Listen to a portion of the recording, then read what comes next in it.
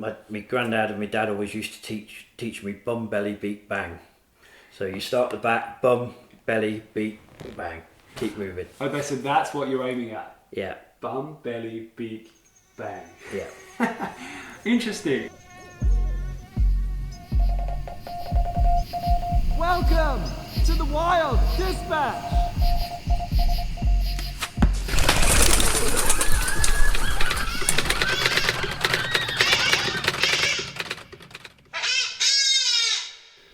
Hello and welcome to another episode of the Wild Dispatch. I'm Robin and I'm back with more skills and stories from the wild.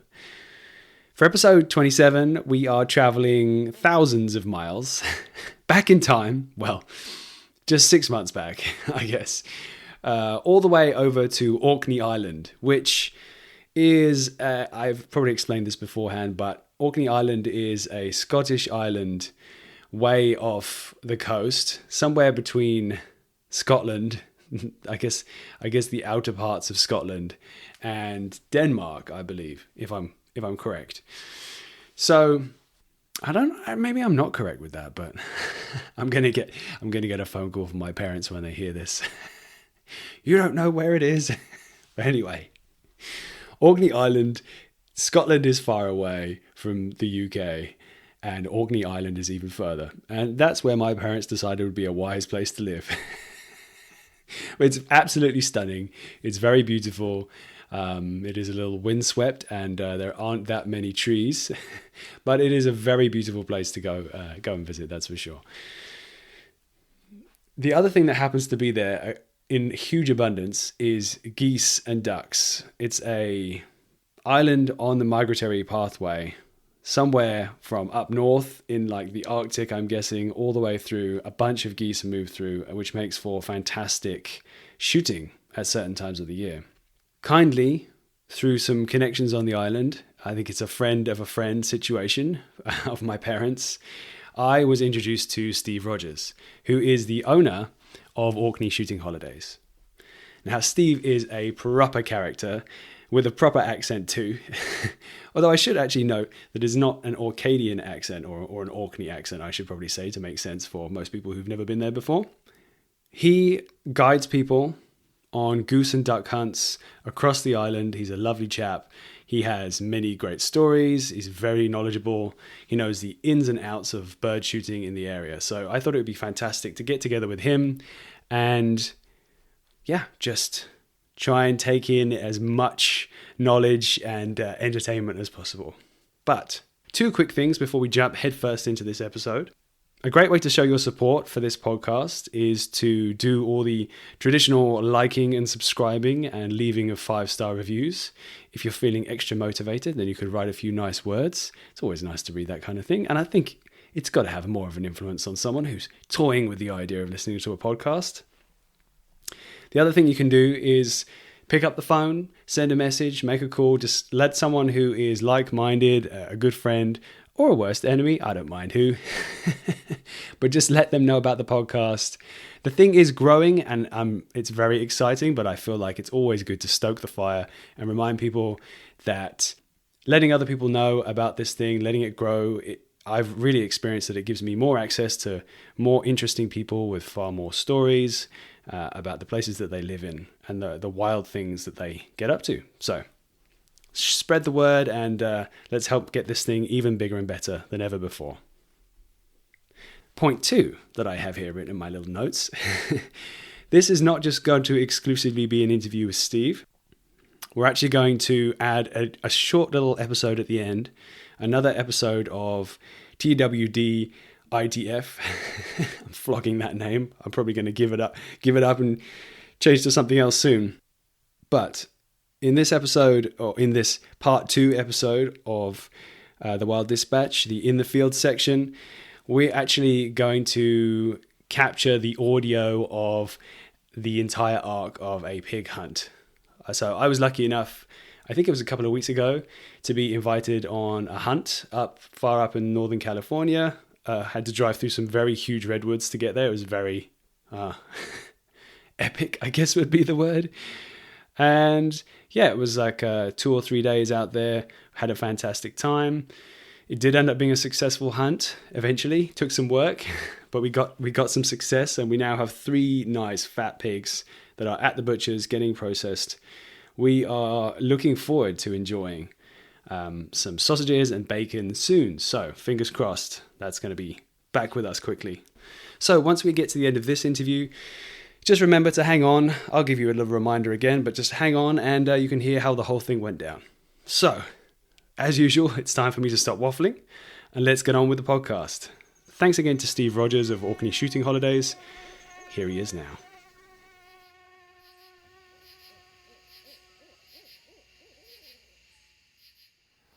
Hi, Steve. Hi, Robin. Welcome to the Wild Dispatch. I'm delighted to have you on the show. Thank you very much. Nice to be here. So we should probably do a little bit of a setup. You are a hunting guide up in Orkney Island, which is one of the far-reaching islands in Scotland. I mean, obviously, I'd love to go back and the beginning of your story, hear about you as a whippersnapper running around, in nature. But first, I'd love to just hear a little bit about, what you do up here. Okay. Up in Orkney here, archipelago about 15 miles north of Scotland. Majority of the islands are uninhabited, but some have got families living on them and what have you. And we're based mainly on West Mainland, which is to the west of Kirkwall, which is the capital. And our ground is mainly on the west side. We do shoot on the east and the south isles, but it's mainly on the west here. Okay. And I take clients from mainly Britain, but I've had folks over from the States and other parts of Europe, and we take them out shooting geese. Nice. And is that like a all year round kind of thing, or is it more seasonal? No, that's seasonal. The season runs from the 1st of September through to the 31st of January.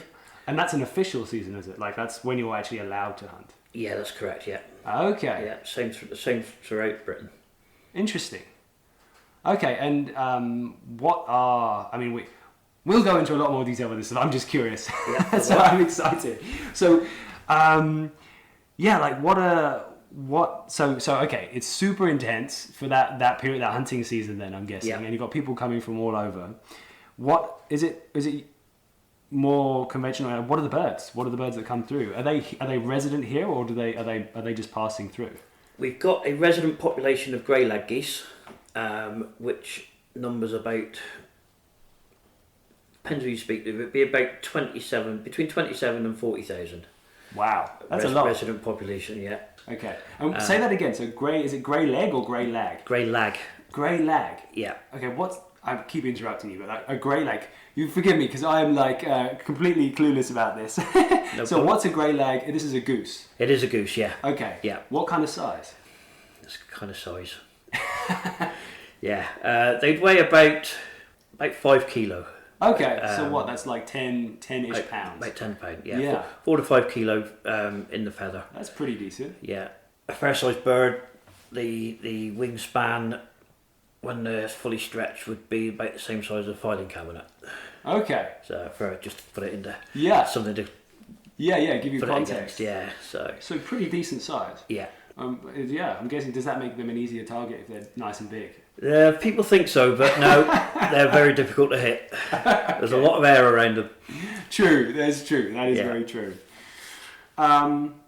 So we'll go, I'm sure in a bit we'll go into more detail about all the birds and the nuances of how to hunt them. But also, as I mentioned before, I'm super curious. I'd love to hear. I mean, I've only been up here on this island for a few days, and I can already tell there is a very thick accent, which is a little hard to understand at times, but you do not have that accent. You're not from around here. So where did you grow up? Okay, so I was born in Warwickshire, and when I was about 8, my dad's job took us down to Devon, which is where you get the bit of a twang in my accent from. Okay, that's what it is. Yeah. So where is that in the UK? So that's the west, right? So Warwickshire is central. Okay. Central, north of London, and just as you look at the map, to the right of Birmingham. Okay. And then Devon is down on the southwest coast. Okay. So. And how old were you when you started like wanting to be outside? And I'm just making assumptions. Did you kind of instantly want to be outside all the time, or?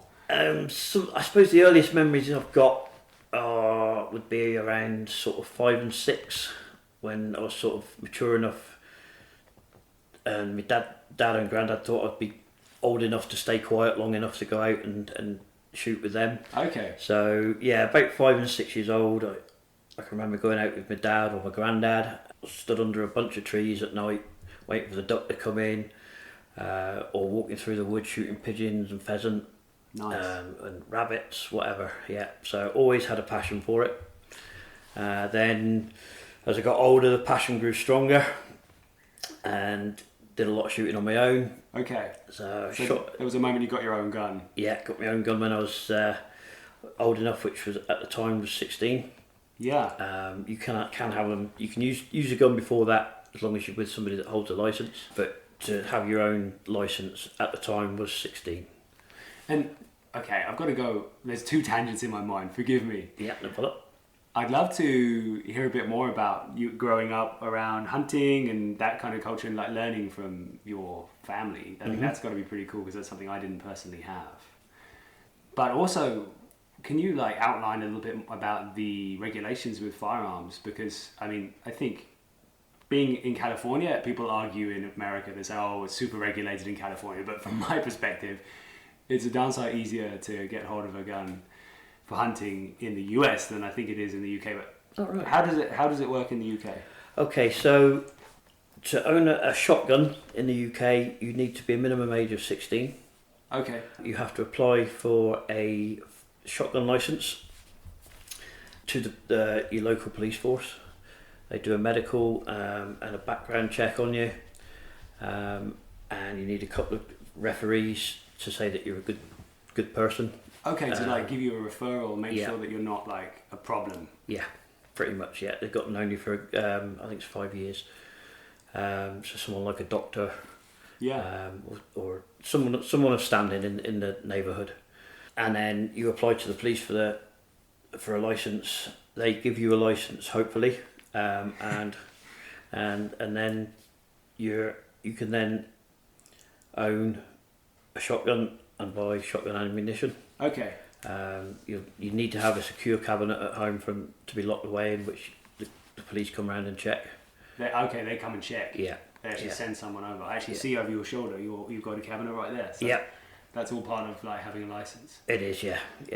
And is it? I don't know if you know, because obviously shotgun is what you specialise using, shooting birds. But once you get that license for a shotgun, are you able to then also get a rifle, or you have to make another application for a rifle? No, you have to apply for another license to hold a rifle. Wow. Okay. A firearms license, they call it. Okay. And that's a little bit more intense. Oh, more intense. Yeah. You have to stipulate with what size of rifle you'd like. You need written authorization of the ground that you can shoot on. So like permission from a landowner. Yeah, definitely. And yeah. So that sounds hard. So I mean, rightly so. It sounds hard work. Yeah, it is. It can be, but it's worthwhile. You know, Yeah. I mean, guns are dangerous weapons. You know, you only get one chance with them. True. You know, so they need to be in the right hands, and you know, obviously the police have got a responsibility to make sure that they're not just issuing licenses to anyone. No, I mean, you're speaking to my heart. It makes absolute sense. It's definitely. Yeah, it's a complicated thing, isn't it? And there's a lot of different opinions in Yeah, particularly the other side of the pond, that's for sure.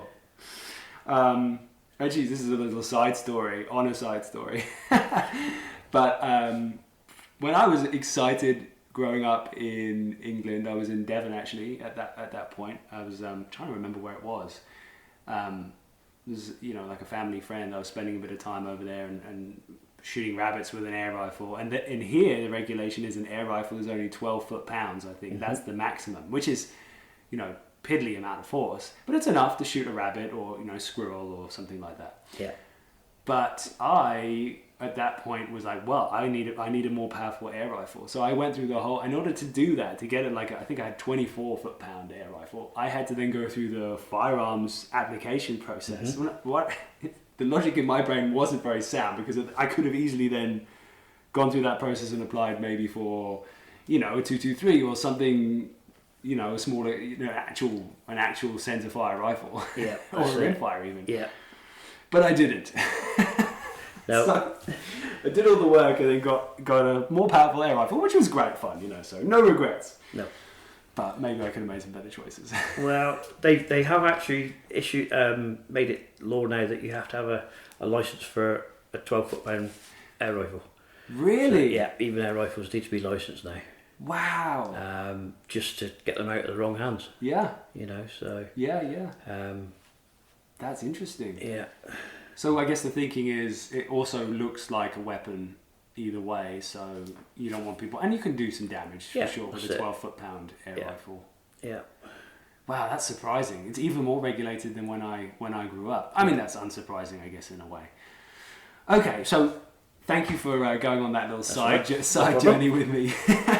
I did also really want to ask you, you said that you have like fond memories of going off in the woods and hunting birds with your dad and your uncle, is that right? Dad and granddad. Dad and your granddad. Yeah. And so I'm guessing you had like a lot of lessons at the beginning of that from them. Like, what can you remember some of the things? Are there any like moments or stories where you like learned hard lessons from them about mistakes that you were making, or? I would say that obviously we started going out when I was about 5 or 6. Yeah. And I was not allowed anywhere near the trigger or to hold the gun until I was 10 or 11 years old. Yeah. When they knew that I was safe, and I'd listen to what they'd said. So there was always a protocol where we used to walk slightly behind them. Okay. Never in front of the gun or anything. Never mess about with it. Granddad used to give me lessons when we'd get back. The gun would be broken down into pieces, and then he'd make me, well, not make me, but ask me to clean it and let me clean it, so that I got used to how the gun felt when it was empty and in pieces, and the workings of them and everything. Yeah. And Dad would do the same.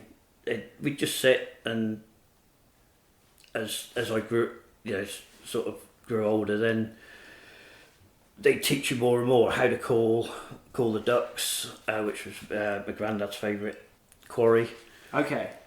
So he'd teach me how to do that, and Dad was geese.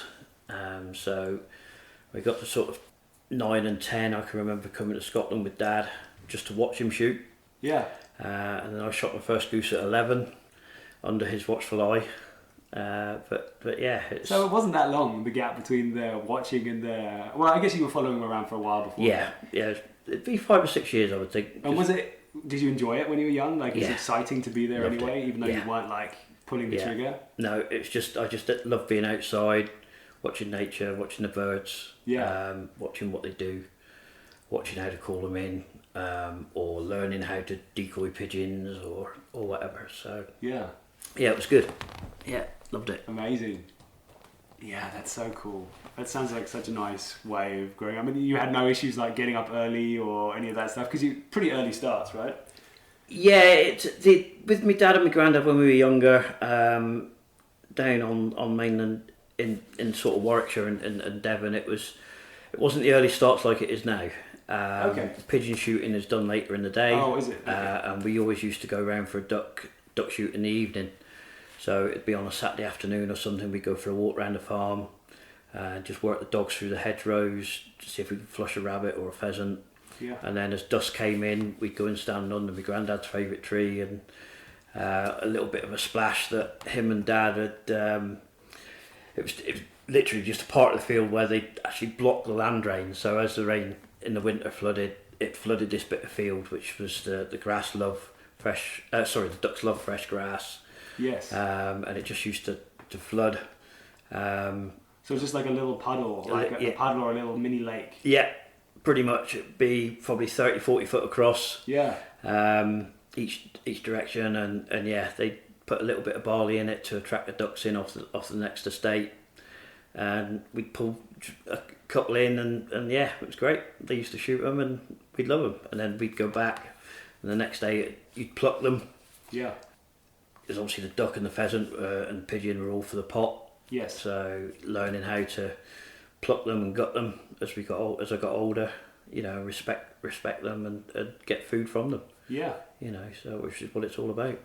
And you just said something there which is interesting, saying like obviously for the pot.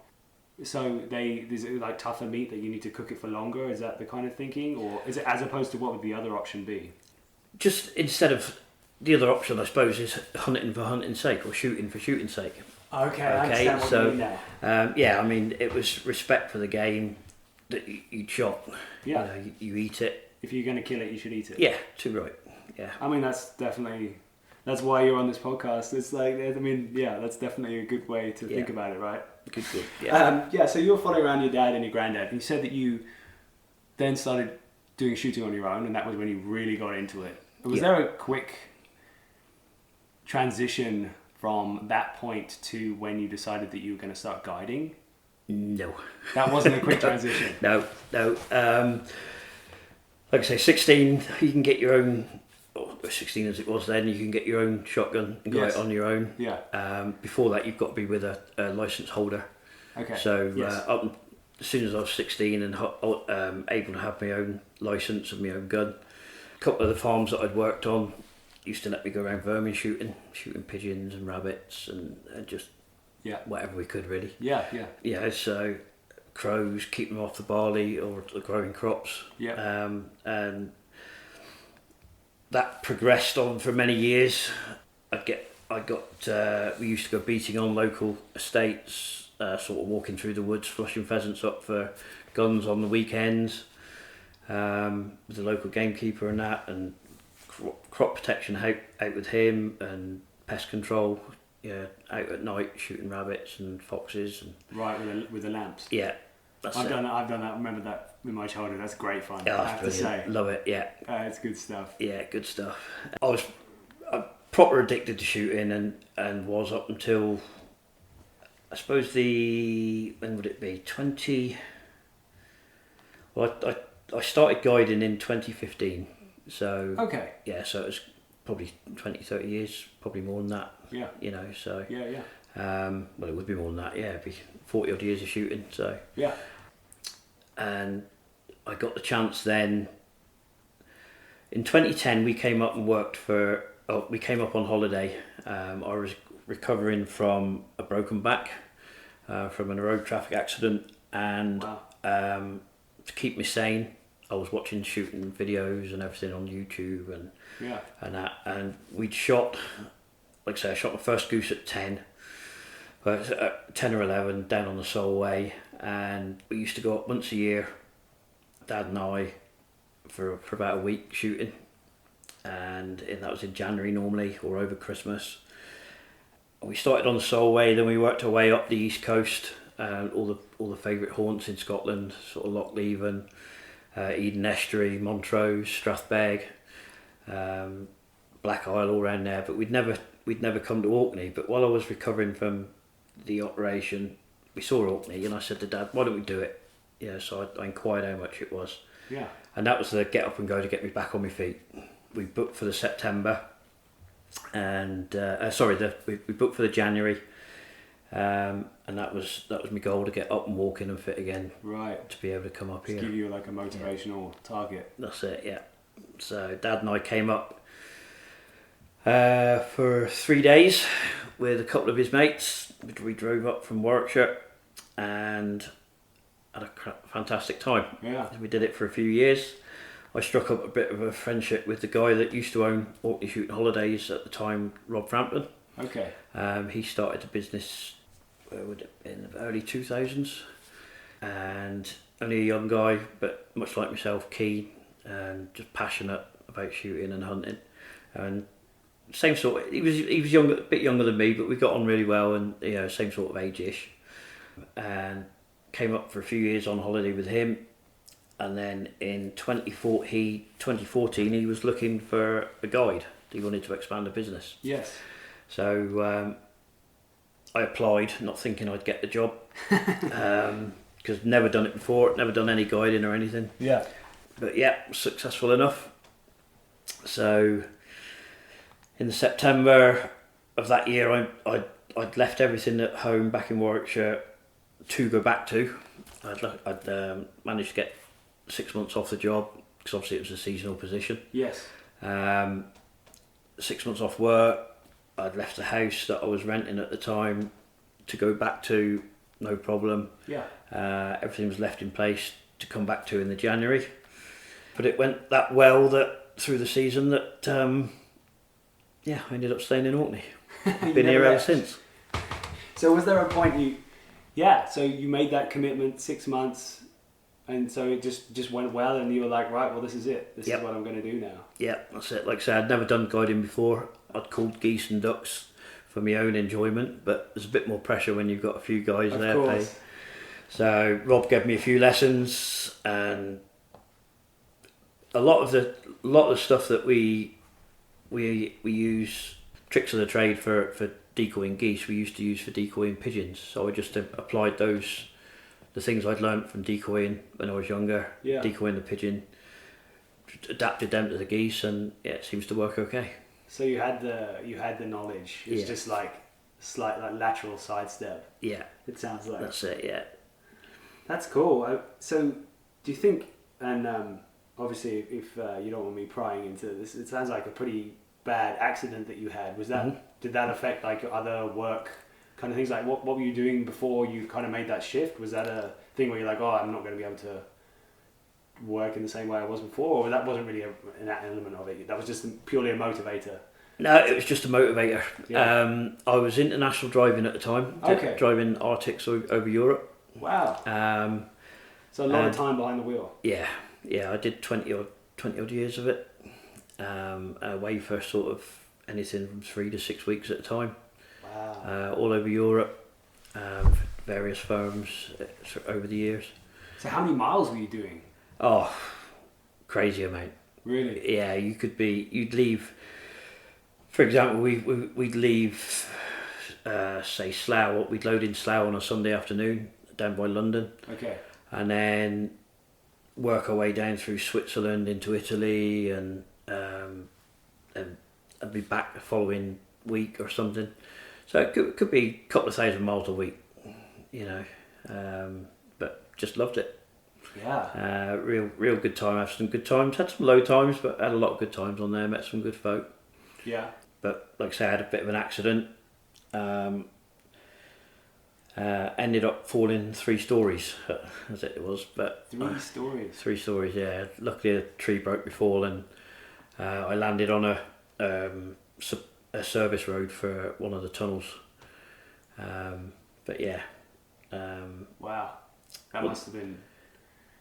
Yeah, that must have been a pretty wild experience. Yeah, it's pretty surreal. I mean, when you think about it, luckily a tree broke my fall, so I bounced a bit. I was on, when you fall, you go into free fall. Yes. So you go unconscious. You were unconscious as you were falling. Yeah, you pass out.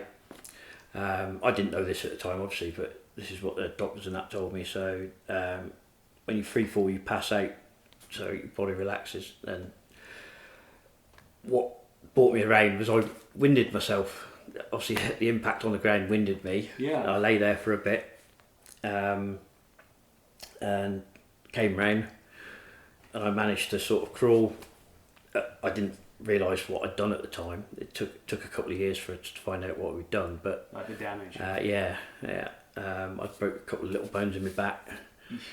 And anyway, I managed to walk back up to the truck, drove up to the hotel where I was supposed to be meeting one of the other guys at the local truck stop. And as soon as he saw me, he says, "You got to get." So he phoned an ambulance because this was down in Spain. So he phoned one of the Spanish ambulances. They came and took me up to the local hospital, which was Pamplona in the north of Spain. Yeah. Spent the night in there. They gave me the all clear after a load of checks, and ended up getting a taxi back to the hotel to the lorry in the morning. Did the rest of my deliveries in a lot of pain, but wow. Did my deliveries through the week. Drove back to the UK, then had a few days off recovering. Yeah. Because I was in a lot of pain. But like I say, I mean, for a long time, they didn't know what was wrong with me, but I ended up finding they found a couple of small broken bones in the base of my back after a couple of years. And did they not heal quite right, or? And well, I ended up getting them operated on. And that made that fixed you off. Yeah. Wow. I've got pins and plates in the back and what have you. So, but I'm all right now. Wow. Yeah, Sure, lucky really. Yeah, I mean, it's funny, right? Like, obviously, very unlucky in some situation, but like, also, I'm guessing you must have felt pretty lucky as well that you were able to actually walk away from. Yeah. Walk away from that. Wow. And Yeah. did in any way, I'm like, did that like change your perspective on things? Like, you were like, or was it just kind of happenstance? No, it was. I suppose I've always been a bit sort of blasé with things, and my mum's always telling me, "You're not infallible. You're not infallible." But I suppose it did make me realise a bit that accidents can happen, and you've just got to be a bit careful, So, but I'm here to tell the story, and I wouldn't be doing what I'm doing now if it wasn't for it. So Yeah. grateful for small mercies. Right. Absolutely, man. It's funny, isn't it? You just definitely, as you get a little bit older, there's some little voice makes you realise that maybe it's a few things happen, or big things for some of us. Yeah. Make you realise, okay, maybe I should be paying attention to something like this. Yeah, the mind's still young, but the body's getting older. Yeah. Definitely. Yeah, I can definitely relate to that. So you told me about the kind of journey about getting to Orkney and then working as a guide for the first time and it going great. You just did your 6 months and then it was kind of onwards from there. At what point was it that you decided to buy the business, and how did that come about? Because I know that the guy that you were working with, Rob, I think that's right. Yeah. He was looking to expand, so it's interesting. I'm curious about how that worked. Okay, so as I say, started with Rob in 2015. Did a couple of years with him. He'd expanded up to, he'd got 5 guides working for him. 5? Yeah. Okay. Over the whole of Orkney. He used to cover a couple of the islands.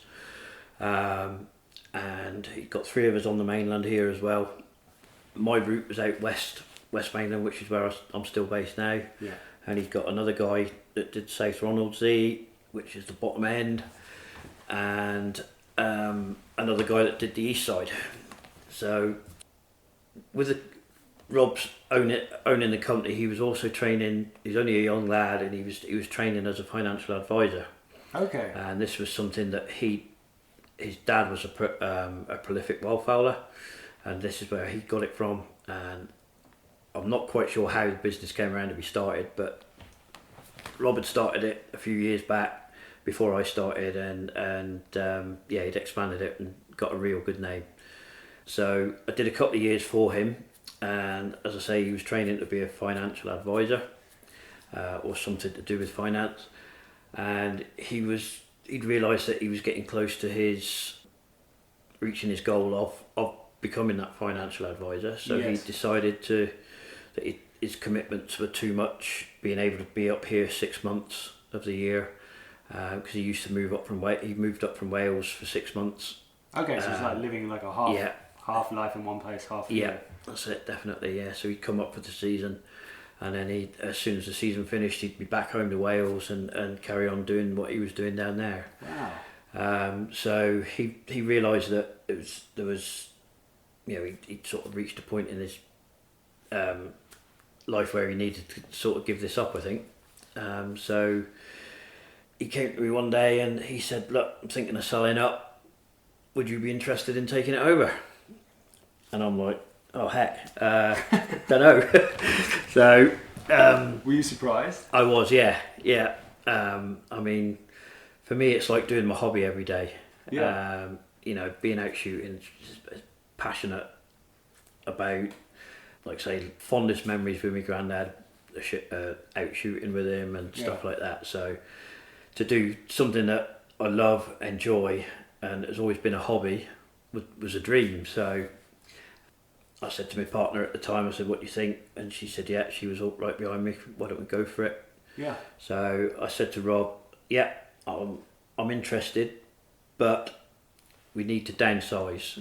As it was, he'd got enough bookings for the following season for 3 or 4 guides, Yes. which I knew I wouldn't be able to handle on my own first year. Yeah. So I said to him, "This is what I want to do. I want to downsize it. Come back to me with a plan for enough groups for just myself and maybe somebody part time." So that's what he did, and we arranged a an agreement between us, and yeah, that was it. Took over from there. It's good to kind of be aware. Yeah, it's a good move, right? To not realize, okay, this is what, I don't know. I think it would be easy in that situation to personally for me, I overreach quite often, you know, and bite off a bit more than I can chew, a lot more than I can chew. Though, but that's more appropriate. So I think it takes a good awareness, like good self-awareness, to be able to make that choice. Yeah, it was. I mean, yes, I would have loved to have took a lot on, but when you've got guys that, like myself, they come up on holiday. This is how I started. They came up on holiday, so you know how hard you work for it. Yeah. To look forward to the holiday. You know how quick it goes when they're here. You look forward to it for 12 months coming, and when it's here, it flies. So to have a disappointing holiday would be a lot of pressure on anyone, and it still is, even with just enough groups for myself. Yeah. There is mornings it doesn't go right, and when we come off that field and it hasn't gone according to plan because we're dealing with wild birds. Of course, yeah. You know, there's nobody more disappointed than myself. The guys are upset as well because they're bound to be. You know, they're only getting 3 or 6 days of it. Yes. So you want everything to be right, but there's that many different things involved that it doesn't always go according to plan. You know, it's nature. Yeah, of course. So I definitely didn't want to let down anyone. Yeah. But I knew that I'd have to have enough people on board to see me through the year. So that's what I said to Rob. I said, you know, come back to me with enough guys for enough bookings for one guide, and obviously the other bookings you'll have to sort out with them, because I didn't know what their financial arrangement was with them at the time. So because it was none of my business. So I said, you'll have to sort out with them and let them know that it's not going to happen this year. So that's what he did. He let everyone. He picked out enough clients for me, and a lot of those still come out to this day. Great.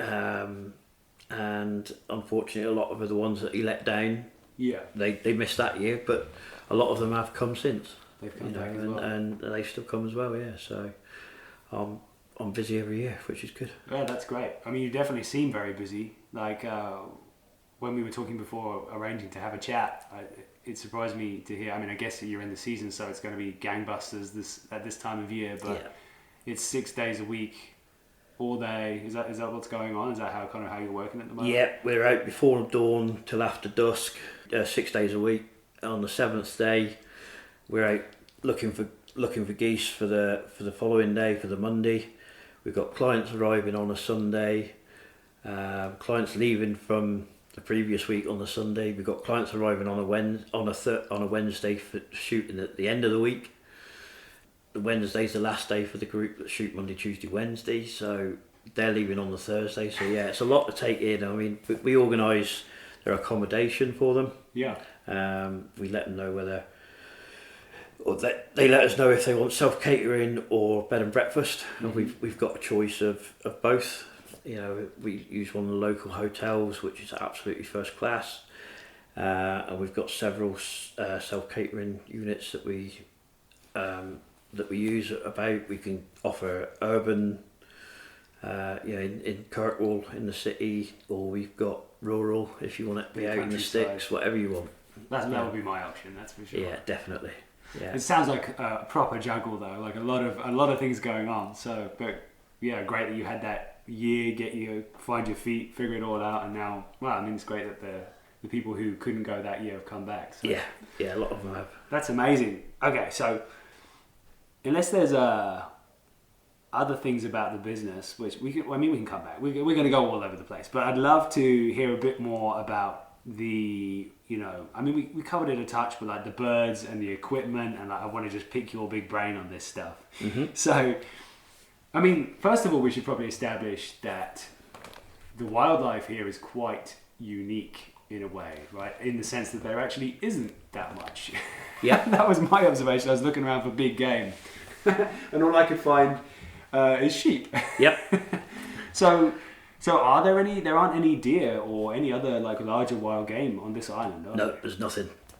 There's no foxes, there's no badgers, there's no deer, Nothing like that. Wow. For Scotland or Park Scotland is really strange because I mean they're just run of the mill everywhere. Yeah. You know, because of the lack of trees, there isn't that many wood pigeon.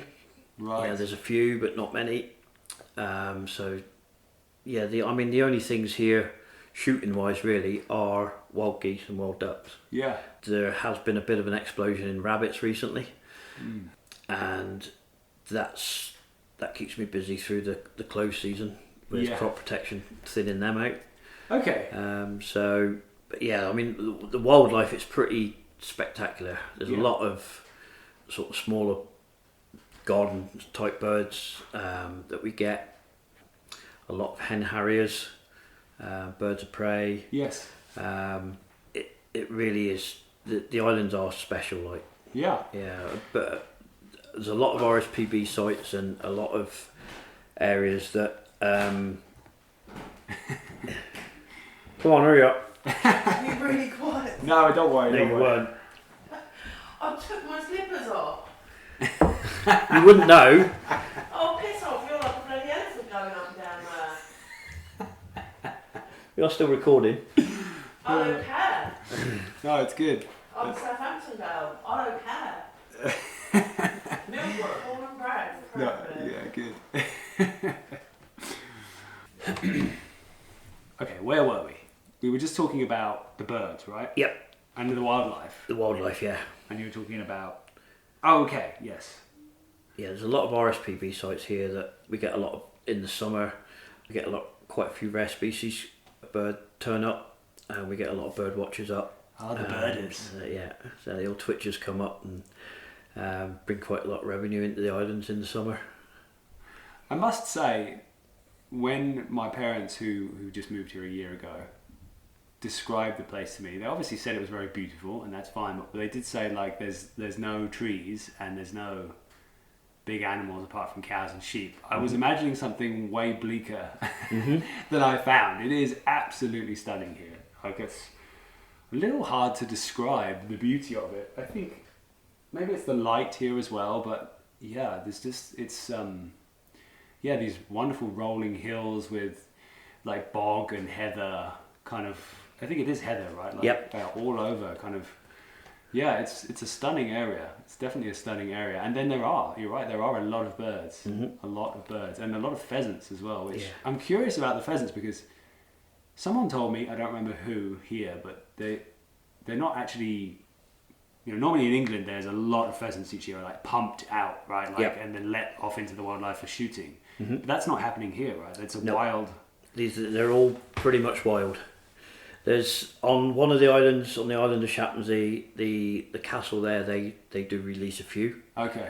But everywhere else, everything is purely wild. Yeah. And they're slightly smaller than the reared ones, but yeah, they're all wild. Like, interesting. But do you ever hunt pheasants as well? Like, we don't. There's not a season, or is it? But they are seasonal. Yeah, Okay. They run from 1st of October through to the end of January. Yeah. But nobody seems to shoot them up here. It's so funny. Yeah, you might get the odd farmer go out and have one for the pot, but they like seeing them about. They're not a pest, so it's nice to see. Yeah, I've seen a bunch. I have to say, I've been tempted. Yeah. My mum has definitely left a few subtle suggestions that there could be one in the pot at some moment. She would not be complaining. Yeah, no, I'm sure you'd manage that. Might make it a project of mine. Yeah. Okay, so then let's talk about the wildlife that you're interested in. Okay. The geese and the ducks. I know there's some local here, but there's some migratory as well. Obviously, that's the majority of the birds. So if you can give me like an overview, give me like a proper overview of the birds that are coming through, and whatever you want to tell me about them. Right. Okay. So we've got the resident population of greylag. Okay. Greylag geese. There'll be resident mallard duck and a few other species that don't get shot so much. But then, migratory wise, you've got greylag geese coming through from Iceland and Greenland. Yeah. Pink-footed geese from the same. Okay. They're slightly smaller. And they have pink feet, I'm guessing. Yep. Slightly smaller, dark beak. But I've got one. Oh, he's upstairs. That one. But He's upstairs. he's upstairs. Maybe Yeah. I can take a photo. Yeah. No worries. Okay, I'll take a few pics of some of these birds. Yeah. Okay, great. And then we get a lot of barnacle geese, which are protected up here. Are they? Yeah, they're black and white ones, a bit smaller than the grey lag. And it's not hard to mistake them for other birds. So No, that's not often a problem. No. You don't have issue with like punters. Punters is probably not a very nice term, but like guests who are coming, clients. We're always with the clients when we're out shooting. Yeah. And we call the shots. We say when they can shoot. Yes. Obviously, it's not just about bird recognition from sight. They've got their own individual call as well. So you can distinguish between different varieties. So you don't get any accidents. It's not too bad. Okay, good. Yeah. That's good. So there's also white front geese come through, which are protected up here. Although you can shoot those in England, they're not allowed to be shot in Scotland. Interesting. We get the odd rare species. For the last couple of years, there's been 2 snow geese, which are completely out of character for Britain. Yeah. But they've obviously got mixed in with grey lags at home, back up in where they breed, and decided to stick with them. Just stick around. And we've also had a Ross's goose for the last couple of years as well. And obviously the snow geese and the Rosses are all white, so they stand out a mile. More so than the swans. Or I guess the swans Yeah, are they're a a whole lot smaller other than the thing. swans. Yeah, yeah. Yeah, but knowing me, I'd accidentally shoot a swan, which I think is also very naughty to do, isn't it? Well, yeah. Touch wood, we haven't had any accidents like that. They're protected, isn't it? The Queen's bird, is that a real thing, or am I imagining that? Now, I might be wrong here, but as far as I'm aware, yeah, they are the Queen's bird in Britain. Or the King's bird now, we should say. The King's bird, should we say, yeah. Now, I was told when I first moved up that because Orkney used to be Norwegian and the islands were given over as a wedding present. Okay. So I was also told that the swans here were belong to the people. Interesting. So whether that's right or wrong, I don't know. So actually, it's not protected. Potentially, they're still protected. Oh, they are still protected. Yeah. But they are not. But it's not a treasonable offence. Not owned by royalty, and No. it's not treasonable offence. That's it. Which basically means that you could be hung. That's it, pretty much. Wow. Okay. So, but I'm not 100% on that. So, but they are the king's birds on the whole. So. Okay. But we get quite a lot migrate through, but they're completely different in size. They're so, it'd be like looking at a sparrow against an eagle. Yes. For a comparison. I can imagine. And they've got also like a ridiculously long neck as well, haven't they? That's it. Yeah. Yeah. So there's a couple of things in my mind here, and I did mention this to you before, so forgive me for going back. But the delicate balance between the geese and the farmers, that situation, it's tricky, right? How you're obviously here, you've got a whole business built around chasing geese around the island, and the farmers, I'm guessing they're not too happy with the geese. Nope. It's obviously a complicated relationship between the island, the farmers, and the geese, and there's a bit of a tug of war in terms of resources. But can you tell me a bit more about that? Yeah, no problem at all. The Orkney as a whole is a mecca for wildlife. Yeah. If you ask any of the old farmer boys 25 years ago, it would have made front page if anybody saw a goose. Really? Yep. And over the last 25 years, they've just exploded. And obviously the resident population, how that came about, there's a couple of theories. One theory is they were introduced, some were introduced and they've just exploded. And the other theory is a couple of the migrants were injured or whatever, or didn't feel up for the flight. Yeah. And they've bred over the years, and because they haven't migrated, they're young, see this as home, and this is where they stay. So whichever theory is right or wrong, the resident population has exploded in the last 20 odd years, and like I say, to between 27 and 40 odd thousand. And it was sparse, there was barely any before. Yeah, there was nothing. 25 years ago there'd be nothing. That's a big change. Yeah. In less than a lifetime of a farmer. Mm-hmm. Yeah. And so they eat the grass? Yep. They'll eat the grass, they eat the barley. We have a very short growing season here in Orkney, so pretty much the grass will stop growing around October time, and a long very wet winter, where all the cattle go inside because the ground's so wet and the weather's so wild. And they're just churning up. And they would just churn it up, yeah. Okay. The ground, it would just get paunched to nothing, like it'd just be mud. So before, obviously, when the grass starts growing, this time of year, the farmers will put the cattle inside for the wintering, and they'll be in now till March or April. So when the grass will start growing again and the weather warms up enough for the livestock to go back out. So the migratory geese aren't too bad. They'll start arriving late October, early November. They'll eat the grass, and rather than just peck it off like livestock does, they actually pull it out by the root. Oh. So that's it. It's gone. And obviously they'll three geese will eat the same as a sheep in a day. Really? Yeah. So they're effectively weeding by pulling. Yeah. So, and like say, the sheep will graze it off, leave the roots in there so it will come again. Yeah. Whereas the geese are just pulling out that amount of grass every day. Wow. So the farmers can pretty much stomach the migratory geese. They've got all their barley in, they've got their oats in, they've got the straw off from the arable crops for the bedding. That's all done. The migrant geese come, they'll peck away at the grass, but it never used to be too bad. But the numbers nowadays, and with the resident population being here all year, they're not only eating the grass, obviously as the barley grows. Yeah. As soon as it's planted, they're picking the fresh shoots as it comes through the ground, pulling that up. Then when it gets to the stage where it's in ear, you've got the little bits of grain in the head. Yeah. They'll literally pick the heads off and just leave a bare stalk. Now that barley is used up here for the farmers for the livestock feed. They'll mix it in with the grass as a supplement. Some of it goes for the malt in whiskey, but the majority of it is just grown for animal feed by each individual farmer. Obviously not every farmer grows it, but the farms here will grow enough to pretty much maintain the island's livestock.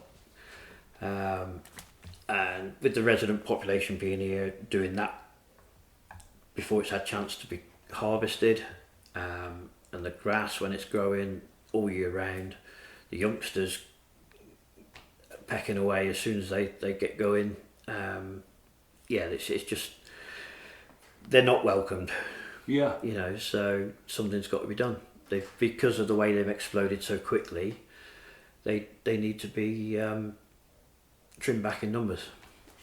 So I'm guessing you've been quite a popular option then for the farmers. Yeah, there's a couple of guiding outfits up here. I'm not the only one, but okay. Yeah, we are liked, shall we say? So are the farmers also trying to put a dent in the populations as well? Are they shooting too, or are they just too busy farming? Farmers don't do a lot of shooting. There's a few that do. Yeah. But most of it this time of year is left to the guides, and the clients that they come up. Through the summer and the crop protection, a few of us do a little bit on that side of things, to help the farming along. That's with the local with island population. Yeah, with the resident population. Not the people not people. Sorry, the birds that have migrated away. Yeah, the migratory geese will disappear February, March. Okay. And then once they've gone, we've started a couple of programs where we're now trying to reduce the resident population. Yeah. So, but that's like a personal thing because the season's not open at that point, so you can't be guiding customers at that point, right? No. Yeah. The way the birds' habits change, it wouldn't work to have clients up all year round. The length of the day in the summer, we don't get any darkness as such. It's almost like 24 hours a day. The birds' habits change. They pair up, then they disappear into the hills for a bit for breeding, and then as soon as they've bred, they start coming back down onto the arable ground, and eating the crops. So, but there's a while where they don't fly. So obviously, a lot of our shooting is done at dawn and dusk when the birds are flighting from roost to the field or from field back to the roost. But obviously, with them not doing that all year round, it wouldn't work to have clients out. It's all year harder round. to pattern them at that point. Yeah. Interesting. That kind of leads me to like wanting to get a little bit more detail, like ask you some more questions. So you said mornings and evenings. Mm-hmm. That's the kind of prime time. But also at this time of year, with the fact that we're so north, those periods are actually quite long here, right? Like Yeah. at least being in Northern California, couldn't be more than 45 minutes or an hour between it starts getting twilighty. And I mean, this is speculation. This is what it feels like in my gut. But yeah, the point where it's, you know, starting to get dusky to darkness, that's not a long period of time. Mm-hmm. Whereas here, it's been about to get dark for hours already. Yeah, that's right. So does that make a richer, longer window for hunting? The window's pretty much the same throughout the season. Okay. It just changes. The times change that you go out. For example, September, we'll be picking clients up at between 3 and 4 in the morning, and we'd be done by 8 o'clock at the latest. In the evenings, we'd be going out 8-9 o'clock and finish by about 11. So it's a long day. Wow, that is a long day. But you get chance in between the morning and evening flight to have a bit of a rest and catch up after you've done everything. This time of year now and going into December, January, the days are getting shorter, especially now the clocks have changed. So we're now picking clients up around 5:30, 6 a.m. and Much more civilized. yeah, much more civilized indeed. Yeah, I mean, as it goes on into like December, it'll be closer to 7, 8 o'clock. But you're not getting off the field till about 10 in the morning, Yeah. and then you're back out again at 3 in the afternoon. Yes. So in that 5 hours, then you've got to do everything that you've had 10, 12 hours to do in September.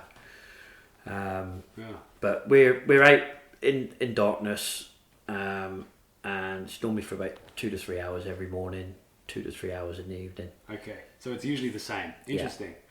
And like the prep, so you usually get out there before light, and so this is another thing I'm curious about, because there are no trees here. Mm-hmm. There's bushes and things, but so how does it work in terms of setting up hides and all that kind of thing? Is it pop-up hides, or what do you use as because you're way out in the open, it must be hard to be hidden. Mm-hmm. We'll take a maximum group of say 6. Okay. With the 6 people, six clients plus the guide, that's 7 folks. You've got to try and hide. Yeah. Okay. Now we go out in darkness. The birds start moving at first light, and you need to be in and ready for when they start moving. Okay. If they see you on the field, they're not going to come. Really? Yeah. So From how far away? well, a goose can see a human face from a mile away. Really? Yeah. So it's movement that they see. They've got 4 primary colours that they see in, as opposed to the 3 that the humans have got. And yeah, they've got really keen eyesight. Wow. Yeah. So you've got to make sure you're done before they start moving. So before we decide where we're going, I'll watch the geese for 2 or 3 days on the field to watch what they're doing, and then I'll decide that I'm going to shoot that field. But once I've decided where we're going to go, we're out before in total darkness. In the morning, we pick the clients up from their accommodation. They either follow us out or they'll jump in the vehicle with us, and we'll head out. And depending on what covers around the field, whether it'll be sometimes we've got a ditch, sometimes it's a stone wall, sometimes it's just a barbed wire fence. Okay. Depending on what we've got, depends on what hides we use. If we're in a ditch, then we'll use I've got some old fishing net that I've weaved grass into. Okay. To make it look like just a big clump of grass that we'll put around us on some metal poles. Or we'll use camouflage netting against a wall to try and blend ourselves in. If we're in during harvest, or if we're against a barbed wire fence, then we've got what we call coffins or layout blinds. Now What's that? These are a little. It's almost like a little bed, sort of like, or a coffin. Sounds nice. Yeah, a coffin as such. Almost. Almost, yeah. You lay on the floor. It's a canvas waterproof cover, and the ones we've got have got a little backrest, so you're not laid completely flat. You're almost up almost like reading a book in bed. Yeah. You know, you've got your pillow half up against the headboard, so you've got a little bit of a backrest with camouflage doors on. You blend them into your local surroundings, so be it grass, you can weave, there's loops in them that you can weave grass into, or if it's harvest time, you'll get in the rows of straw and cover them in straw. That enables you to get out in the middle of the field. So just blend in as best we can, and then you're shooting, obviously with nose, you're shooting from like a lying down position. Yes. But if we're in the ditch or the hide against a wall, then you're either kneeling down or sat down against the wall. Yeah. So Interesting. Okay, so that, I mean, it sounds like very plausible. You're not like completely in the open, you're just blending into what there is around you.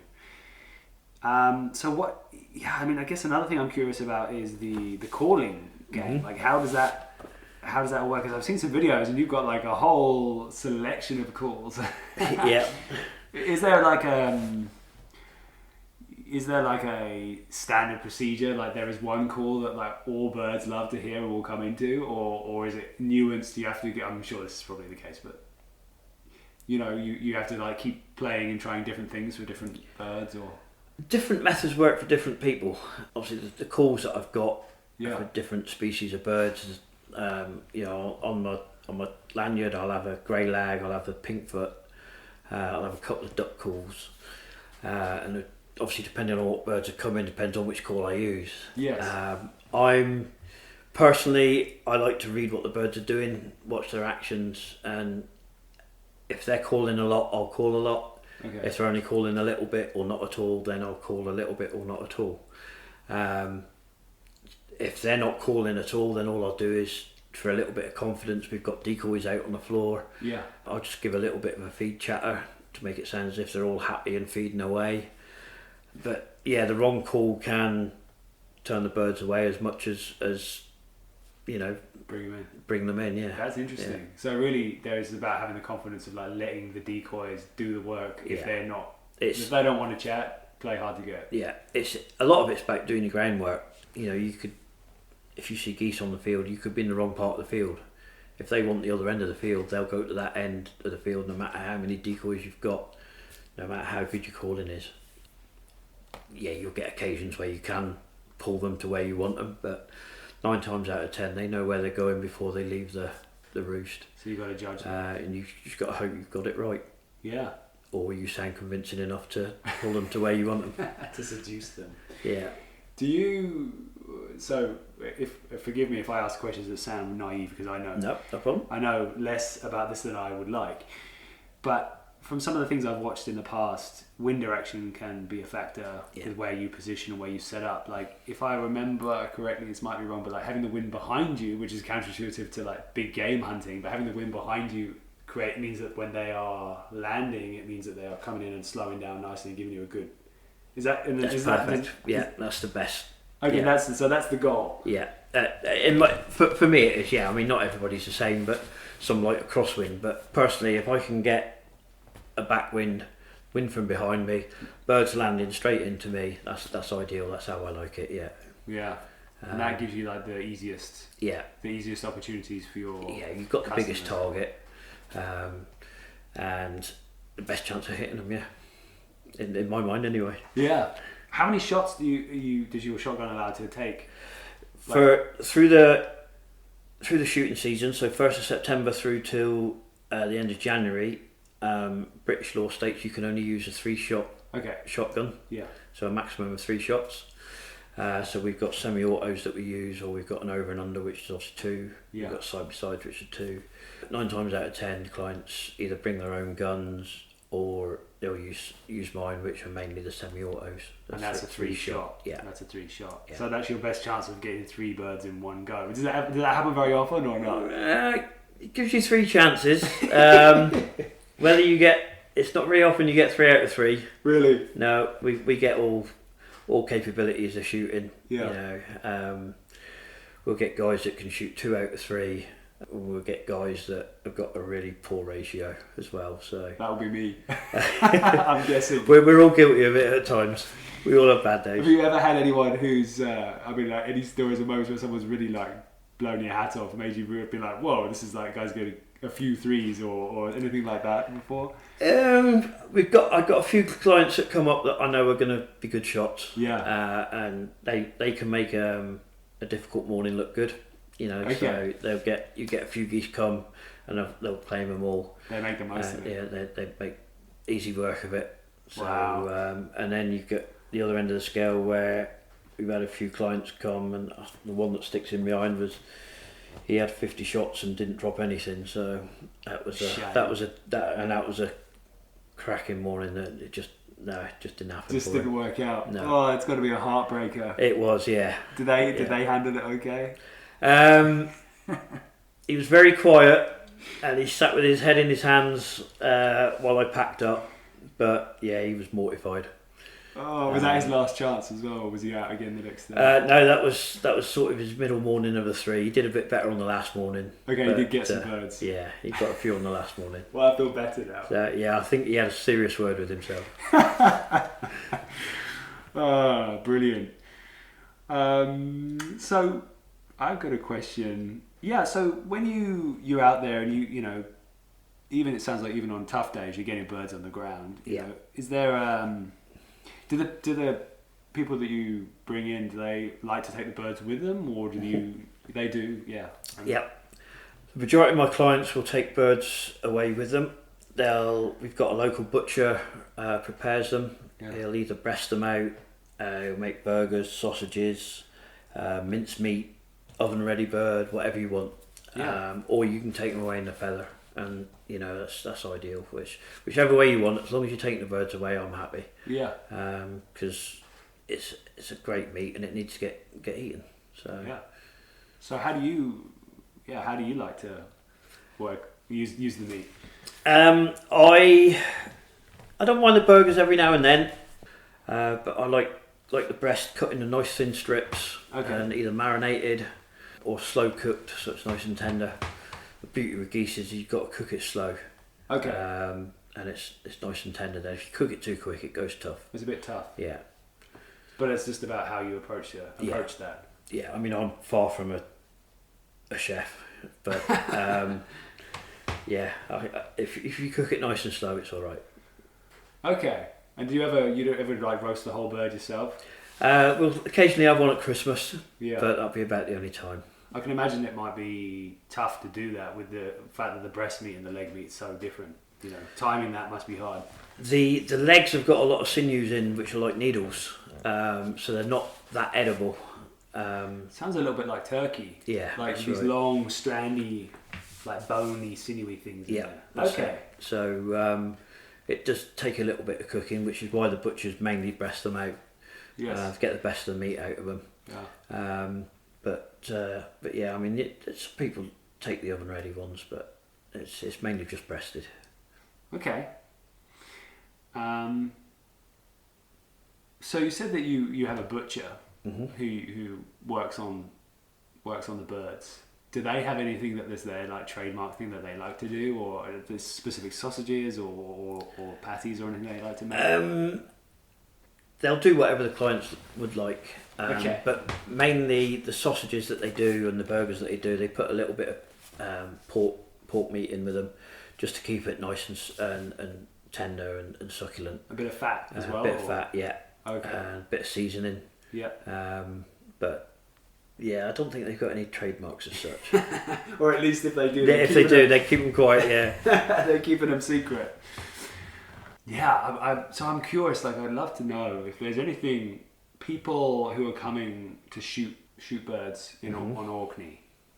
I mean, I can imagine a lot of people that are coming for a trip in the same way that you had done a lot of shooting before you came to Orkney. It was like a nice experience. Are there like any significant differences in the way that you approach or need to think about hunting birds here? And are there any things which you wish people did or understood before they came over? Like just like a frame of mind, or what are the classics, or what are the things that are really good for people to know? The most frustrating thing is the amount of people we get up that haven't picked a gun up since they were here last year. Yes. And then wonder why they can't hit them. So if every client get a little bit of practice before they came up, even on the playground or whatever, it'd be make life so much easier, and they'd enjoy it more as well because they'd be hitting more. Yeah. They're not, although they're a big bird, they're not easy to hit. It's deceiving. The wings hardly move, which makes them look as if they're going slow, but they'll cruise at 45, 50 mile an hour. So you got to lead them a decent you've amount. got to give them a bit of lead, yeah. Is that's I mean, this is something I don't know very much about. I've done a little bit of clay pigeon shooting and some very unsuccessful like shooting at pigeons and things in the time that I was down in the West Country. So like the whole kind of process, when you're shooting with a shotgun, it's like leading, and you just got to know that distance. You just got to start learning and feeling that distance that you have to lead them by, right? It depends. A lot of people use lead. Personally, I've always shot where you try and swing through the bird. Okay. So what does that mean? A lot of hand-eye coordination. So you pick your gun up, mount the gun at say the back of the bird, and swing through it. So and keep moving. That's the thing. As you pull the trigger, you got to keep moving the gun, because as soon as you stop, that bird's moving in front of you. My granddad and my dad always used to teach me bum, belly, beak, bang. So you start the back, bum, belly, beak, bang. Keep moving. Okay, so that's what you're aiming at. Yeah. Bum, belly, beak, bang. Yeah.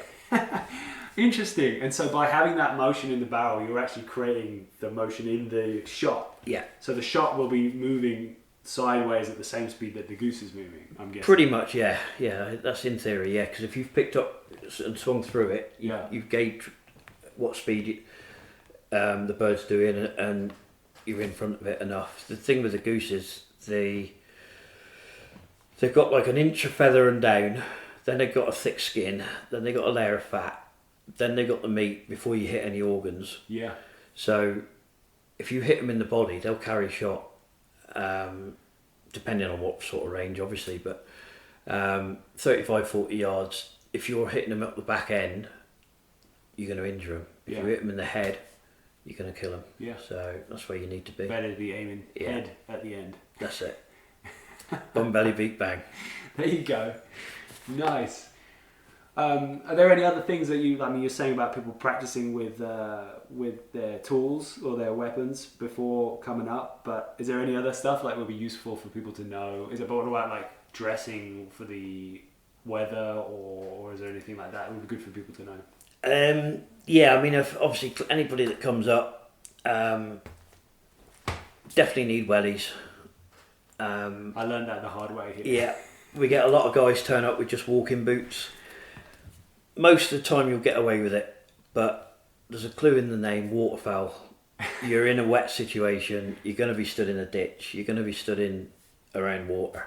Yeah. Wellies are pretty much essential, especially as the year goes on. Orkney's a wet old place, the ground's peaty, it holds water. It's like a bog, right? Yeah.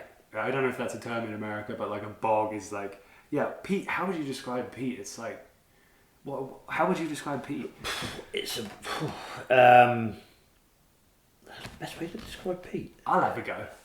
It's like ancient thick mud that it's just solid brick almost, right? Yeah, it holds water, but it's not solid like clay, is it? Right. It's like a really old grumpy sponge. Yeah.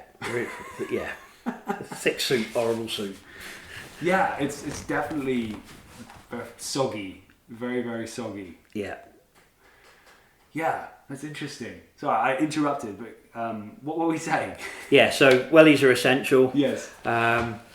Ideally, if you got like a green or a camouflage outer layer, waterproof. Mm-hmm. Face mask, hat, gloves. It can get pretty cold out there when you sat around waiting for them. We're out for a couple of hours, morning and evening, and with the wind chill it does get cold. Yeah. But ideally, camouflage clothes, waterproof, are essential. Yeah. Do you ever struggle with people? I mean, some people just don't handle the cold as well as others, right? And if they're not dressed quite appropriately, do you ever have to like cut shoots early, or you just? I mean, it's a couple of hours, 3 hours. It's not too long, is it? It's not too long, but it can be. You know, you got a good frosty morning. If you just sat there and nothing's happening, there's a wind cutting around you. You know, you get a 50, 60 miles an hour wind from the north or the east. It'll cut you in half, like. But we've had mornings where the clients have asked if we can pack up early. You know, at the end of the day, it's your holiday. You know, you've got to enjoy it. We want you to enjoy it. We want you to get geese. So we'll do all we can. But if you're not enjoying it, then let's get you back inside. Yeah, that makes you know, sense. same as if it's wet. You know, we've had mornings when we've been lining in and we've started off in the coffins and it's been raining that much. Even though they're waterproof, they've filled with an inch of water, like. Whoa. And yeah, it's not fun, but It's fun when the birds start flying. oh yeah, you soon forget it when they start coming in. Yeah, I bet.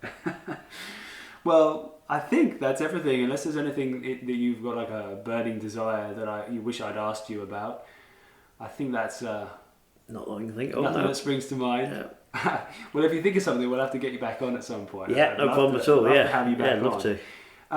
One question I have is how can people reach you or find you online, or is there social or a website? What's the best way that people can... Yeah, we've got a Facebook page. We've got Instagram, Orkney Shooting Holidays for both of those. Okay.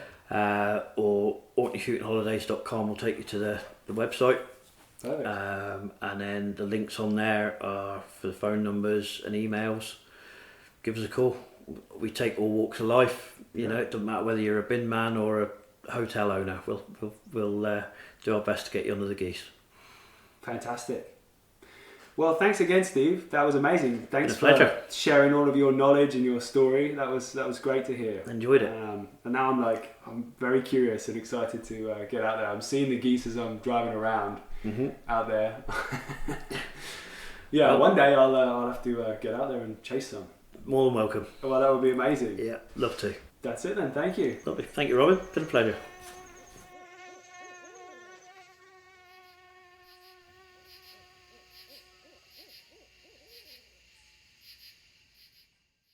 Right, that wraps up the first half of these 2 episodes. Thanks again to Steve for all the skills and tips and wild stories. He has let me know that although he is quite booked up already for this coming season, which I believe opens, I'm going to have to speculate on this, around October time, maybe September time, he does have spaces. So if you are interested, then definitely pick up the phone or get online and look him up. If you go to OrkneyShootingHolidays.com, this is pure speculation. I'm just going to check. Hang on, give me 1 second. Yes, I was right. It is OrkneyShootingHolidays.com. Also, they have a Facebook page under the same name, OrkneyShootingHolidays.com. And also on Instagram, they post stuff too, Orkney Shooting Holidays. So if you look that up, you will find it. That's the links. I'm going to put them all down in the show notes. Definitely be sure to check that out. I'm also hoping to reconnect with Steve next time we get back up there. I'm not exactly sure when it will be, but maybe we can even get into bow range of a goose. The gauntlet is laid down. It sounds like a very hard challenge, but I'm definitely up for it. I'm going to give one quick reminder to hang on for the extra bonus in the field episode that I've patched onto this one now, so it's arriving imminently just as soon as I manage to shut up. Again, everyone, thank you for listening. A quick like or subscribe is always helpful and always appreciated. Please spread the word. That's not all for now. Continue listening, and let's get on with the bonus episode. All right. We are on the property. I should probably explain what's going on. It's a long weekend. I've been very kindly invited by a friend. I guess a friend of my wife originally, but fast becoming a friend of my own. I always like to steal my wife's friends. But yeah, kindly invited to go pig hunting up in the redwood forests Northern California, far north for me. It's probably a 3-hour drive north of me, and I'm already in Northern California. So I guess we can't be crazy far from Oregon right now, but I don't know. I have to look at a map. But yeah, we're going to be heading out. Bruce and some of his friends. We're going to head out to a cabin and spend a few days chasing pigs. They got some gear here. They got a 4x4, like a ATV vehicle. Well, it's going to be a good laugh, I think. I'm looking forward to spinning around in that thing if I get a chance. I brought my bow, but I think this is going to be predominantly a rifle hunt. But you never know. But I'm going to keep it under wraps for a while and kind of suss it out. Because, yeah, of course, I'm very grateful to be invited and don't want to put a Debbie Downer on the party if I'm trying to put my own agenda on things. So I'm happy to dust off the old 308. It's been a while since I've used it. The sight is set at 200 yards, so I'm guessing that's what it's sighted to. Fingers crossed that's the case. We'll see. Could be famous last words. Yeah, but excited to meet some new people, hear some stories, and have some adventures. Hopefully we can get some bacon in the freezer. So we're here in the boonies. I don't know if the microphone picked that up, but I think this might be the first sounds of a grouse that I've ever heard, making a deep sound. So that's pretty exciting. No pigs yet, but at least there's like a thumping bass line to get the party started. Bruce liked that joke.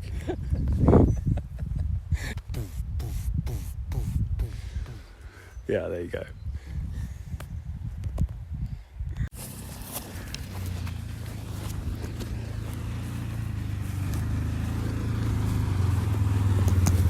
Hey. Steps in for the day. Almost. So far. We did. Did you? Both of our watches went up at the same time. You're like, cool. Cool, Matt. Steps done. See anything?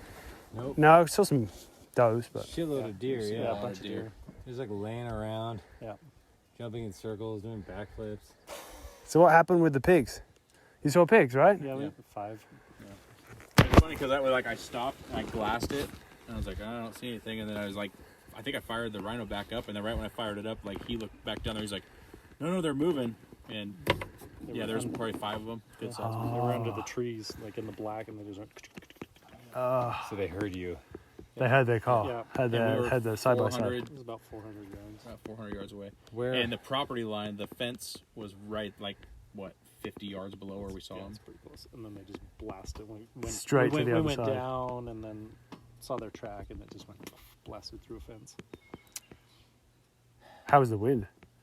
Was it alright? It was pretty minimal. Yeah, it was pretty minimal then. It's definitely picked up. But like what Chris said earlier, he said, they were low. Yeah, that's there's how a we've lot- only been high because the truck's Yeah. gonna. And that wasn't very far after we left you guys. We went across the creek, went to where it opened up, hung right, just followed that road up. And I mean, they're right there. I think that's going to be kind of like the focal point. And there's a bunch of action over on that side. It's just being there at the right time, and they'll just come back through maybe. Yeah, and I think honestly, like if you felt comfortable crossing that creek, it's easy driving for.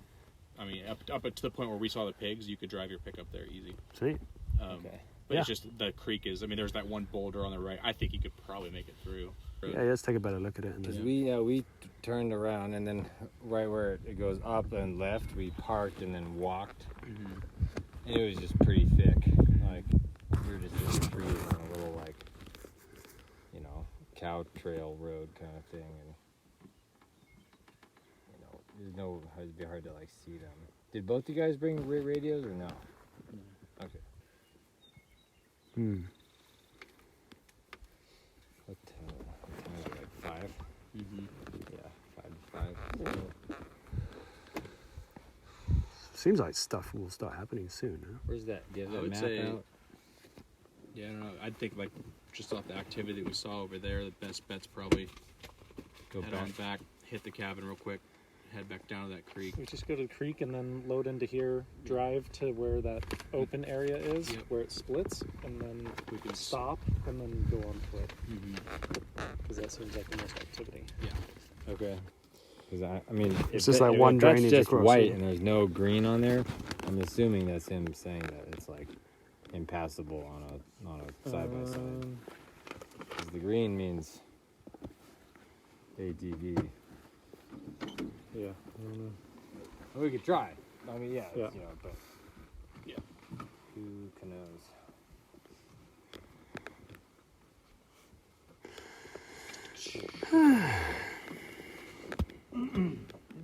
They're Carhartts.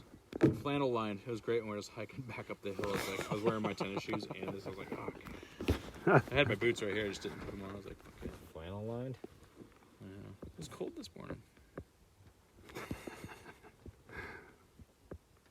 Sweaty. All right. Well, back to the cabin and You just want to ride up to the truck? We still can go. yeah, grab a beer maybe. Bye. Okay. Okay, bye. Thanks for the intel. Yeah.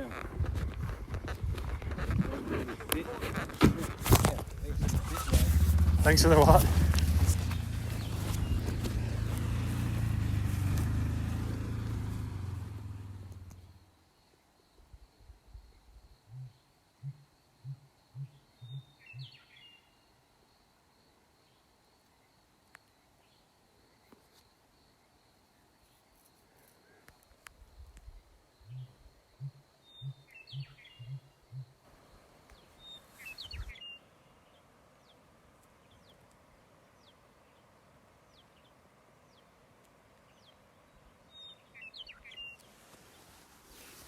So, Bruce and I split off, and we've been walking all morning pretty much. Although it looks like we haven't traveled that far. I think we've only hiked about 3 or 4 miles, but it's such steep, nasty terrain here that it's slow going. It's been raining all morning. It's starting to ease off a bit now. We've seen some very fresh sign of pigs. We've seen some very fresh looking poops and some kind of tracks in the grass where it's like the dew has been pushed in lines down the hillside. So we've been following some of that. I can see some more going down the hill, so we're going to keep going down. But yeah, it's stunning here though. I'm just at a spot where there's a beautiful green hill, rolling hillside, forest all around, lots of misty moodiness. Ah, Bruce is coming back. Do you see anything? No. It's pretty beautiful though. It's so amazing. Stunning view.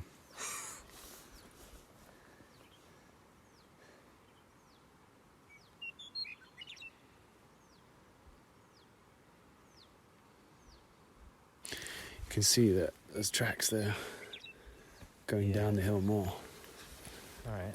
So I guess we can just follow those. That'll lead us to Piggy Paradise. It's heading back to where we want to go anyway, so Yeah. yeah, Piggy Paradise.